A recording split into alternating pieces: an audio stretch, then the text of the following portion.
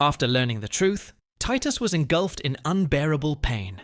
No matter what choice he made, Liam could not escape death. The mountain deity spoke again. He no longer had the right to choose.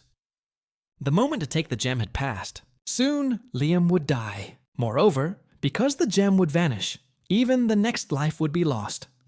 All of this is the karmic fate between you and him. Hearing such a fate, Titus felt as if his heart were being torn apart. Why was he not the one being punished? Clearly, every decision had been his own. The mountain deity looked at him, speaking with detached calm. Isn't it you who is most tormented at this moment? This, too, is the punishment that heaven has set for you. With that, the deity paid no attention to Titus's agony and casually took a piece of cake to nibble on. The cake from Liam's house is truly delicious. After finishing, seeing Titus still sitting in stunned despair, the mountain deity finally sighed. Very well, I have one way.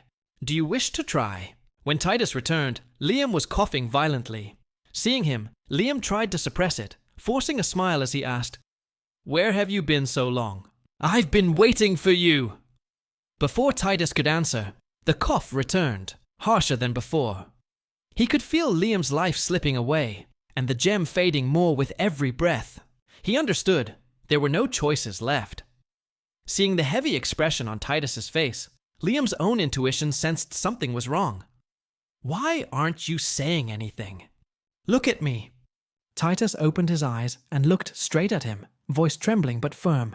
You're going to die.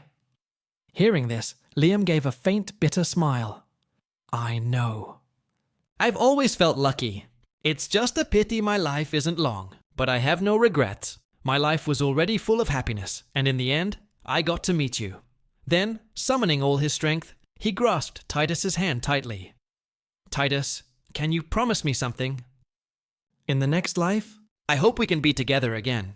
By then, I will be strong, and I will never fall ill again. Upon hearing this, Titus jerked his hand away violently, choking back a cry. You will have no next life! The life of a person extinguished like a candle, and everything dissolved. We will never meet again. Those words made Liam utterly disbelieving. No next life?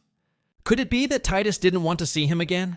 The thought hit him like a dagger, and he burst into tears, choked with heartbreak. What Liam didn't know was that Titus was quietly absorbing the bad energy seeping from the cracks in the gem. The mountain deity had said, only when Liam's heart ached and his emotions surged, would the gem reveal its fissures, and only then could the energy be released. Titus, knowing that Liam feared rejection once more, dared not meet his gaze. Liam sobbed and accused, Do you want me to hate you? You're so cruel. Still, he clung to hope. I still want to meet you in the next life. We'll eat delicious food, play together. I'll continue teaching you how to write, and then you'll give me a flower. Suddenly, Titus interrupted. Don't say any more. But Liam couldn't stop crying. I will pray, hoping to meet you again in the next life. Seeing this, Titus snapped. He ran out of the room, tormented beyond measure. Tears streamed like a broken dam. His heart ached, not for the impurity of the gem, but because seeing Liam's pain, far greater than death, hurt him unbearably. Yet death was a luxury he could not afford. The mountain deity had said that heaven would grant him no relief. He would be trapped deep within the mountain, enduring endless solitude and suffering.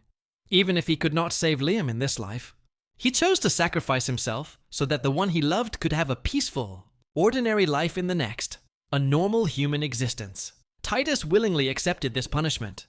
As the mountain deity had foretold, from that moment he lived in unending nightmares. Memories of the times he and Liam had shared, the joys he had learned, the new emotions he had experienced. And most haunting of all, the image of Liam coughing up blood, writhing in pain, and the shattered face when Titus had rejected him. Those memories tormented him more than any punishment could. His only wish was that the one he loved, in this life and the next, would never have to see him again, that they might live an ordinary, happy life. The next morning, Liam woke to find Titus gone. He felt slightly better, comforting himself that perhaps it was just a brief revival. Thinking that Titus might have gone to choose a flower, he sat outside the door for a long while, hoping that even one flower might soothe his anger. But time passed, and Titus did not appear. Liam realized he would soon have to leave. Even without the flower, it didn't matter. He only wished, before death, to see Titus one last time, to run his hands through his hair, even once. That longing only grew stronger. He truly, deeply wanted to see Titus again. Titus had given up everything, sacrificing all for the chance that the one he loved could have a next life. Yet the result was a scene of unbearable desolation. Until the very last moment of his life, Liam could not see the great serpent he cherished. He departed alone, carrying a heart full of regret.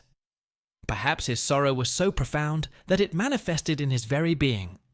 Some neighbors, bored out of their minds, idly opened their books to pass the time. Is it enough just to be with them like this? But he said my fate was good, that I could help them. Isn't that a lie? One of the neighbors rose, curiosity piqued, and glanced at Liam and the others. Can they really connect their spirits like that? They look like they're just sleeping. Suddenly, he noticed Liam, tears streaming, his entire body radiating an agony that cut to the bone. What, in the end, had he seen in his dream? The two had yet to awaken. The dream continued to flow on. Titus had no idea how many years he had spent at the bottom of that cave. The nightmares kept repeating in his mind, and, over time, the pain did not diminish until he felt a shaft of light piercing through. The faint warmth of that light was overwhelmingly bright to him, forcing him to break free from the nightmare and awaken. When he opened his eyes, he saw a child. It was his beloved. No matter what form he took, Titus could recognize him immediately. He did not understand why Liam had come to him once more. Shouldn't the boy have had a simple, happy life? He needed to return him quickly, but unintentionally, he noticed bruises covering the child's body. How could this happen? He placed a hand on the child's head, and through memories, read the entire life of suffering the boy had endured. Had he been born carrying misfortune? Even the fates of his parents had been tragic. All their miseries were dumped onto this small child. The little body had endured long-term abuse from his own parents. No friend or neighbor had reached out to help, and today, they had used the excuse of fetching the crystal to abandon the fragile child deep in the mountains. All because his mother had said she liked the crystal. So the little child had followed the stream for a long time, just to please his mother. Could it be that the mountain deity's method was a mistake? I gave up everything so that Liam could have a happy next life. And yet, this has become his fate. Has heaven's punishment for me still not ended? Seeing him so distraught, the small child tried his best to hug him tightly. "Uncle, are you okay?" he asked, using the method he thought appropriate to comfort him, hoping that Titus would no longer be sad. Only when he saw Titus calm down did he finally allow himself to drift off to sleep. Watching the child asleep in his arms, Titus made a firm decision. He would ensure this life followed the right path. Liam absolutely could not return to those terrible parents.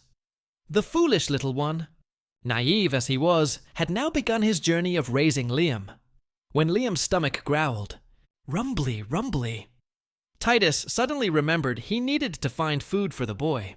But as he was about to step outside, Liam, scared, hurried to follow and unexpectedly twisted his foot, falling to the ground. Only then did Titus realize the child had been hurt. Fortunately, no bones were broken. He had no choice but to lift Liam and clean the wound. Despite being held high, Liam felt no fear. On the contrary, he experienced a strange sense of safety. For some reason, he only wanted to reach out and touch Titus's hair. Even though Titus was foolish at times, he could still distinguish which wild fruits were edible and which mushrooms were poisonous. He gathered enough food, then led Liam to the stream. Recalling the day Liam had once helped him bandage a wound, Titus imitated the act, first cleaning the wound, then using the belt from his own body as a makeshift bandage. Unfortunately, the belt would disappear not long after leaving his body. At that moment, Liam's stomach growled again. Titus asked, "Why aren't you eating?" Obediently, Liam replied, "I was waiting to eat with you." Seeing that Titus truly did not need to eat, Liam hugged the fruit and began munching eagerly. Mom said, Mom's waiting for me in the car. Do you know the way down the mountain? Titus replied plainly. Even if you go down, your parents won't be there anymore. Liam burst into tears. No! Mom said she'd be waiting in the car. Titus sighed. Actually, you understand, don't you? They've abandoned you. But it's not your fault. Not because you searched for the crystal too long, and certainly not because you're a child they despise. So, don't cry anymore. Yet, no matter how much a child understands, being abandoned by one's parents still brings heartache and sobbing. Titus had no choice but to hold Liam in his arms, offering him the greatest sense of safety he could provide. A foolish little serpent, utterly devoid of worldly knowledge, had begun raising Liam in the cave. Even so, he understood that a child surviving solely on wild fruits could never grow up healthy. Needed to seek out the mountain god and find out why Liam had ended up in such a predicament. But the moment Titus prepared to leave, Liam, terrified of being abandoned again, hurried to follow him. Yet Titus could not very well take a small child along. He led Liam to the mouth of the cave, pointing toward the sunlight outside. When the light reaches your feet, I will return. Rest assured, this is a promise between you and me. I will come back, no matter what. Hearing this, Liam reluctantly agreed to stay in the cave and wait. Titus searched everywhere, but could not catch sight of the mountain god. Even the faint trace of his breath was weak beyond measure. Looking down at the village below, warped and unrecognizable, Titus had no idea how many years had passed. His body grew heavier, his movements slower. He could not find the mountain god. Yet the child needed care, like a parent would provide. When he returned to the cave, he found Liam still sitting obediently in the same spot, waiting.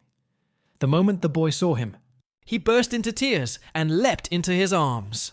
Titus understood that the waiting had been a period of immense anxiety for the child, especially with night falling. So he lulled Liam to sleep, ensuring he would not wake in the middle of the night shivering with fear. Using the cover of darkness, Titus quietly descended the mountain to the human settlements, hoping to gather useful information, as well as clothing and food. But as he moved through the village, he suddenly sensed an unusually strong, malicious aura. Following the trace, he realized it was not a living person, but a lingering spirit. Perhaps, compared to the mountain god, this spirit understood the mortal world even better. From the spirit, Titus learned that the man had gone up the mountain with his son. While the child slept deeply, the father had climbed higher alone, only to encounter misfortune. Unable to dissipate his worry for his wife and child, his resentment transformed him into a lingering spirit. Upon learning that Titus also had a child of a similar age, the spirit poured all the food and supplies from his backpack into Titus's hands, adding, "If you want the child to have a good life, find it a new home." Sending it to an orphanage is the right choice. However, Titus did not want to send Liam directly to an orphanage, even before descending the mountain. Thanks to the spirit in the forest, he received a backpack. Inside were a sleeping bag, food, medicine, and bandages. For the time being, he no longer had to worry about the child going hungry or catching cold. Moreover, Liam gradually became less anxious. As long as Titus promised, the boy would obediently stay in the cave, waiting for his return. Thus, Titus needed to quickly learn about modern human life. He transformed into his serpent form and slithered along the stream down into the unfamiliar city. Skyscrapers rose densely, towering and complex, a world utterly alien to him. Everywhere he looked, humans bustled about. Fortunately, there were patches of artificial grass here and there. He hid within them, carefully observing every gesture, every action of humanity. The sun slowly dipped towards the west. He was unaccustomed to this noisy, bustling world, but when he saw children holding their parents' hands, radiant smiles of happiness illuminating their faces, a resolve stirred within him. He must integrate into this complex world. Looking at the billboards, he imitated human clothing styles. In an instant, a modern appearance manifested on his form. It had to be admitted, this foolish serpent now looked surprisingly human. When he returned to the cave, Liam's eyes lit up at the sight of his new appearance. "Uncle, you look so handsome." Titus felt embarrassed at the compliment and scratched his head awkwardly. "Why aren't you asleep yet?" Liam pouted slightly. "I can't sleep." "Can you sleep with me?" Hearing this, Titus wrapped both the boy and the sleeping bag in his embrace. "Sleep now." Seeing Liam's big, sparkling eyes, he sighed softly. "Tell me, what else do you want?" The boy immediately brightened. "Can you tell me about your past?" Titus exhaled. "Or should I tell you about what I did today?" Amid the murmured conversation and Liam's innocent responses, the boy gradually drifted into a peaceful sleep.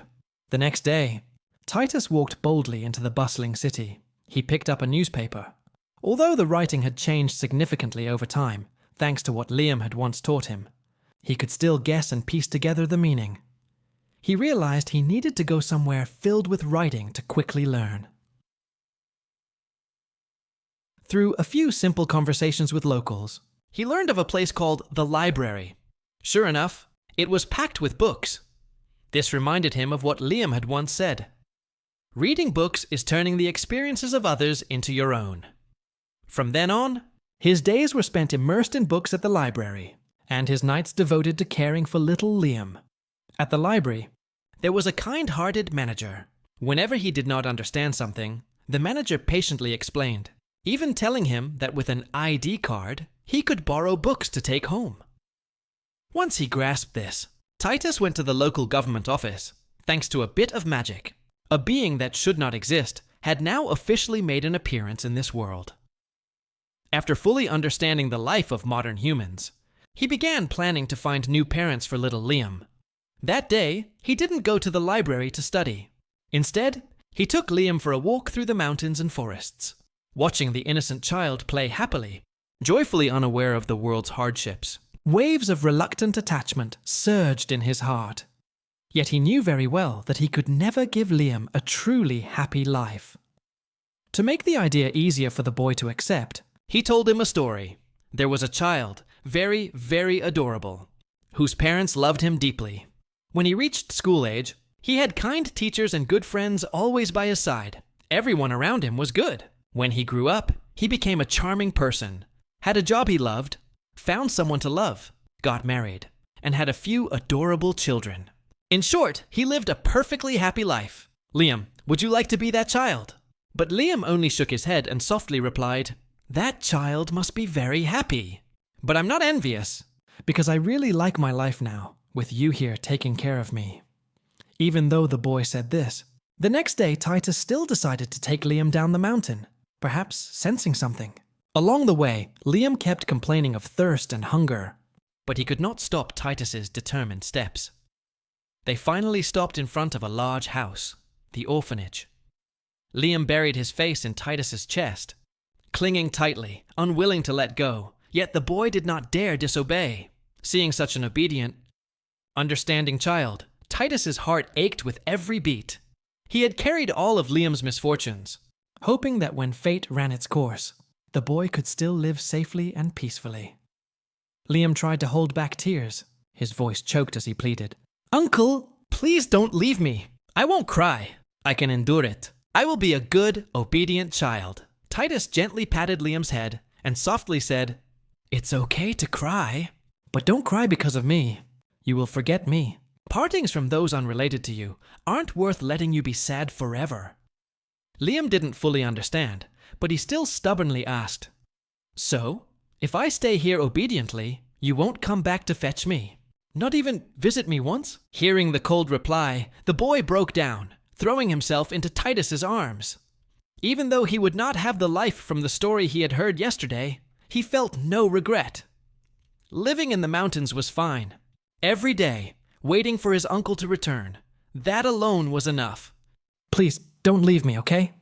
Just as Titus was about to erase Liam's memories, the boy suddenly extended his hand. "This, for you." In the small palm lay a piece of transparent glass. He knew he should refuse, sever this bond once and for all. Yet, he could not resist and reached out to take it. He had chosen a very kind woman to be Liam's new mother, the head librarian.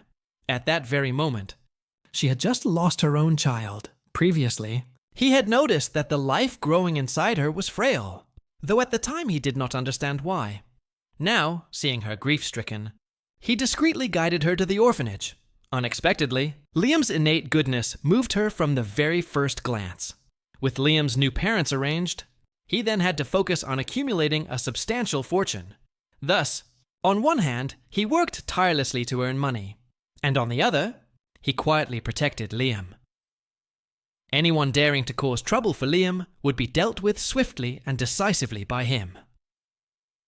Time passed, and Liam was eventually admitted to university. For the first time, a girl confessed her feelings to Liam. Jealousy surged within him, an irritating, restless storm in his chest. Clearly, only through love could one build a family, create a happy life. But why, at this moment, could he not accept it? The thought made him feel disgusted with himself. Fortunately, Liam declined. Even in the times that followed, when other girls expressed interest, Liam shook his head each time. Each refusal strangely lifted the spirits of the foolish serpent.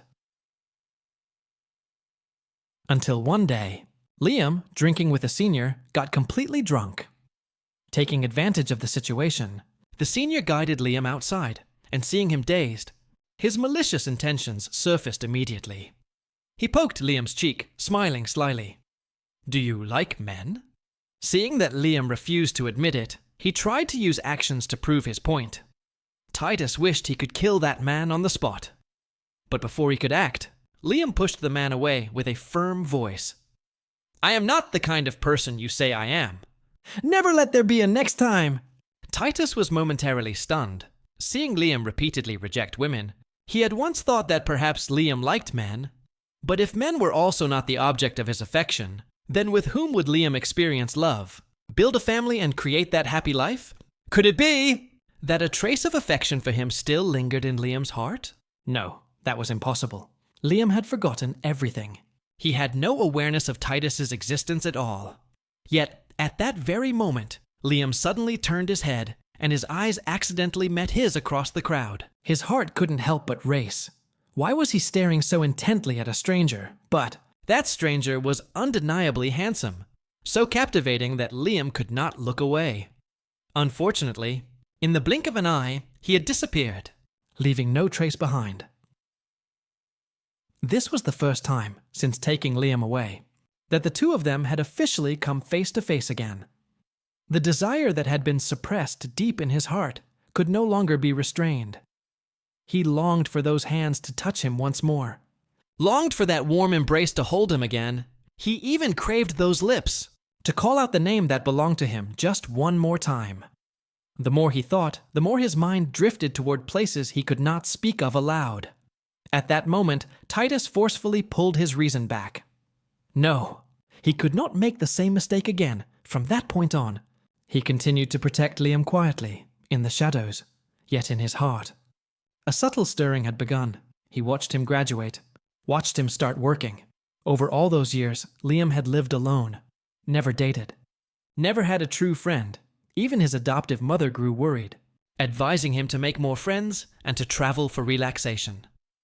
Her words also troubled Titus. Liam was kind-hearted. On the surface, he seemed to have many friends, but in truth, there was no one with whom he could truly open his heart. In a bustling city, among countless passers-by, he was lonelier than even Titus, the solitary serpent who lived deep in the mountains. Why was it like this? Was it because of him, or simply because Liam's destined connection had not yet arrived? The enormous serpent wrestled with these thoughts endlessly, twisting and turning like a knot, yet finding no answer. It was not until Liam had been working for nearly a year that Titus finally convinced himself. He could not continue watching Liam remain so alone. Perhaps Liam's fate had been delayed, but before it appeared, Titus wanted to step properly into his life. As long as he could be certain that Liam no longer carried even a trace of lingering feelings for him, he could finally let go with peace of mind. To be able to approach Liam, Titus had prepared extensively. He found a way to secure a suitable position within the company where Liam worked. He even went to a similar company to accumulate additional experience related to plants. He wanted to build the perfect image for himself, so that he could appear before Liam openly and with honor. Before, Liam had only buried himself in work. But now, a captivating team leader had appeared in the company, so alluring that Liam found himself wishing he could stay there all day. Every time Liam drew near, Titus felt as if he had lost all sense of himself. How long had it been since he had last been able to hold him? On one side was someone who remembered him deeply, yet outwardly pretended indifference. On the other was someone whose feelings had begun to grow, yet dared not confess. In that strange, tense atmosphere, their eyes continually met, yet nothing seemed to progress, until one day, Liam was arranging items in a small storage room. As he reached for something high up, a box suddenly fell. At the exact moment Liam was about to be struck, Titus appeared, catching the box with one hand. Though Liam didn't understand why the team leader had suddenly appeared, his heart raced as if it would leap from his chest. For Titus, seeing Liam like that, it felt as if, any second now, Liam would confess his feelings. Fear overwhelmed him, and he fled in a panic. The pounding of Liam's heart echoed straight into his own chest. If he hadn't run, he was certain he would have pulled Liam into a scene impossible to reveal in the office. Yet even as he escaped, his mind overflowed with images meant only for the two of them. Images that could not be exposed to anyone else. Not wanting to continue indulging in such fantasies, he banged his head against the wall, thump, thump, thump, yet could not knock himself unconscious. Finally, he crawled straight into the freezer, freezing himself stiff like a rigid serpent, just to find some peace. But all the suffering and restraint he had endured was shattered by a single new employee. The company had hired a girl who, from day one, had shown extreme enthusiasm toward Liam. Anyone with eyes could see that she clearly had feelings for him. Titus overheard when the girl intended to confess, and at that moment, he could no longer pretend. Clearly, he had once wished for Liam to live a normal life. But why now did his entire being scream in opposition, refusing to let go? That day, at the company party, Titus casually brought Liam along, even inviting him to ride in the same car, saying it was on the same route. Of course it was the same route. He had deliberately bought a house near where Liam lived. Liam didn't think much of it. But soon, the alcohol began to take effect. He tried to stay conscious, yet still ended up slumping into the arms of the team leader. Titus had anticipated this.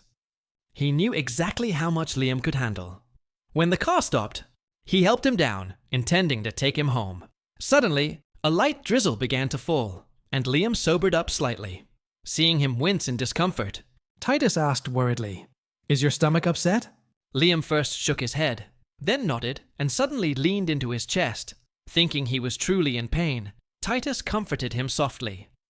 "Almost there. Just hang on a little longer." But at that very moment, Liam lifted his head and looked at him with a naive smile. Tonight, the team leader is so gentle. It feels like a dream. In the next instant, Titus's eyes widened because Liam had moved forward, pressing his lips against his. He could no longer hold back. He tightened his arms, responding to the kiss with urgency. "Liam, I really can't let you go." Rationality immediately shattered. Before he knew it, Titus had carried him straight home. This had been hundreds of years in the making. The torment of so long had devoured all his composure. In truth, he had secretly hoped this impulsive display might scare Liam, so he would push him away. And then Titus could stop. But Liam was far too eager. He had no intention of stopping. The next morning, Liam woke up sore all over. He couldn't remember how he had gotten home the night before. All he felt was that it had been an unbearably vivid dream. In that dream, he had done things too wild to imagine while awake. But could it really have been just a dream? Yet when he went to work and saw the team leader acting as if nothing had happened, he was no longer certain. Could it really have been a dream? After a moment of hesitation, Liam finally decided to ask Titus directly to confirm. "Team leader, at the party last week, between us, did anything happen? I'm afraid I might have done something improper." Titus was silent for a long while before slowly answering. "Do you think what happened that night was merely a mistake because you were drunk?" Hearing that, Liam immediately understood. This time, he had truly caused something significant. While he still hesitated, unsure how to explain himself, Titus cut him off directly. Perhaps for you, it was just a mistake. But for me, it wasn't a mistake. I know exactly what I did. He had decided to face his feelings. That night, he had thought about erasing Liam's memory. But he couldn't bring himself to do it. And if he couldn't bring himself to do it, then he had to hold on tightly. From that day on, they entered a sweet period as lovers. At the company, they still greeted each other as usual. But whenever no one was around, their hands would secretly clasp. After work, Titus always made a point of waiting for Liam. That day, Liam left a little late, shyly saying, "Sorry, team leader. Have you been waiting long?" Titus smiled and replied softly, "Not too long. Just about 500 years." Liam paused, then quickly laughed. I didn't expect the team leader to joke too. When he took him home, they still lingered, reluctant to part. Ellie? Titus gently pulled him back. "You have work tomorrow. Go on up. If we keep lingering, I'm afraid you won't be able to go at all." After Liam left, Titus felt he was barely holding himself together.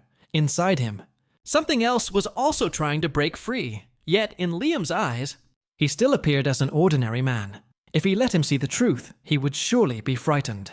It seemed he would have to wait for the right moment to reveal everything to Liam. Thus, no matter how tense or charged the atmosphere between them became, when it came to the crucial moment, he always froze. It took a lot of courage for Liam to take the initiative once, but before his hand could even touch him, Titus had already held it firmly. The entire experience left Liam stripped of confidence, confused, unsure what he had done wrong. Just as Titus was about to reveal the truth, Liam's phone rang. It was the department head calling with work matters. After Liam left, Titus felt as though he was about to suffer internal injury from holding it in. He couldn't wait any longer.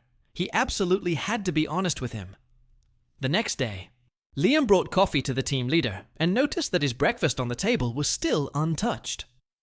Thinking back, it seemed he had never seen the team leader eat anything at all. Titus hurriedly lied. "I'm just not used to breakfast." Inside, he silently scolded himself for being careless and not handling it properly. Clearly, this couldn't be delayed any longer. "Liam, are you free this weekend?" By the weekend, Liam arrived at the meeting spot early. But the location? There was a hotel room. He was utterly confused. Who meets for a first date in a hotel? Could it be the team leader intends to confess his feelings? Thinking this, he hurriedly glanced down at his stomach. Lately, he'd been snacking a lot. He hoped he hadn't gained weight. Meanwhile, Titus had prepared meticulously. He took out the glass stone that little Liam had given him all those years ago. Today, he had to be completely honest with him. He was not human. If Liam couldn't accept it, he would reveal his true form, even if it was just a massive black snake, ugly and frightening. This heart had never loved anyone. Liam was the first, and would be the last. He wanted to be with him forever. If Liam felt fear or disgust at this form, he would leave. He would never trouble him again, yet. Just as Titus was about to step out and face Liam, a sharp pain pierced his head, and his entire body swayed.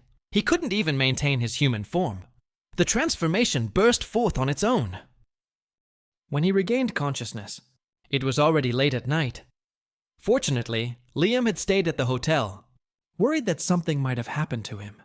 Titus held him tightly, heart aching, repeatedly murmuring, "I'm sorry. I'm so sorry." Liam shook his head gently, blushing as he whispered, "It's okay. But didn't you say you had something to tell me?" Titus choked on his words, unsure how to respond. He could only hold him even tighter, whispering softly, "Not now. Let's leave it for next time." Inside, a wave of unease surged. Was this a warning from the heavens? Liam patted his back reassuringly. "It's okay. I can wait." Just then, his stomach growled loudly. Titus suddenly realized Liam had been waiting all day and hadn't eaten anything. He hurriedly took him to get some food. But from that day onward, whenever he was with Liam, the headaches worsened. He feared that if this continued, it would endanger Liam. He tried to create distance, attempting to stay away. Yet no matter how much he changed his attitude, Liam refused to retreat. He found every way to face him. "Team leader, did I do something wrong? Or am I just overthinking? But I feel like you've been avoiding me. Why, aren't we supposed to be lovers?" Titus could no longer let go. He held Liam tightly, repeatedly apologizing. In his heart, he silently prayed, "Please, give me one more chance." Thanks to that, their relationship returned to the sweetness it once had, yet the deeper their feelings grew, the more intense his own pain became. Still, Titus comforted himself. "It's okay. I'm just a snake. As long as I endure patiently, everything will be fine." But then, one day, he clearly felt his body growing weaker. The heart that had sealed away all misfortune for Liam began to falter, unable to bear any more. Once again, when consciousness slipped away, all the accumulated misfortunes within him erupted, spilling outward. He was completely powerless, unable to stop it. In despair, a thought tore through him. Could it be that the one I love will have to endure misfortune once again? Is love between a human and a snake really this difficult? It was already the second lifetime, yet they still could not be together. When he woke up, Titus was horrified to realize the streams of misfortune had disappeared. He immediately ran to find Liam. Seeing the team leader searching for him so early in the morning, Liam was puzzled. Titus, on the other hand, silently examined him from head to toe, only exhaling in relief when he confirmed that Liam was safe, before enveloping him in a tight embrace. The sudden gesture startled Liam. Are you uncomfortable somewhere?" Not wanting to worry him, Titus made an excuse. "I just had a nightmare." Liam hurriedly comforted him gently. "It must have been a scary dream, right? Don't worry, I slept well." But Titus knew all too well that peace was only temporary. If they stubbornly stayed together, sooner or later, something would happen. Yet, to look Liam straight in the eyes and say the words, "goodbye," to tell him that he despised him, he could not bring himself to do it. If he were to die, Liam would surely grieve, but time would eventually heal all wounds. Liam had meant to invite him inside, but Titus quickly declined. "I have to go to work." It's not convenient. Liam didn't think much of it, assuming they would meet later at the office anyway. But as he accompanied Titus to the elevator, the team leader suddenly blocked the door, pressed close to him, and with a gaze full of earnest longing, said, "I love you." Only after the elevator doors closed did Liam snap awake. The team leader just confessed to him, and he hadn't even managed to say anything in return. No, next time I see him, I must tell him. I love him too. Yet when Liam arrived at the office, Titus was nowhere to be found. Colleagues told him the team leader wasn't coming in today. He sent countless messages, but there was no reply. He called repeatedly, but no one answered. The whole day passed without a single word. Anxiety gnawed relentlessly at him until the department head called reporting that Titus had passed away. He had been in a car accident on the way to work. Liam froze. How is this possible? Is this really happening? He forced himself to continue working, moving like an empty shell, mechanically handling tasks at hand. That night at home, he clutched his phone tightly, repeatedly calling Titus's number, but all he heard was endless silence. He held onto the phone through the night until morning. The next day, he went to the funeral with colleagues. Everyone around him wept in grief, except him. He felt nothing. "You were so close to the team leader, yet you don't seem sad at all," a colleague asked. Liam said nothing. He quietly sat aside, poured himself a drink, and emptied the glass in silence.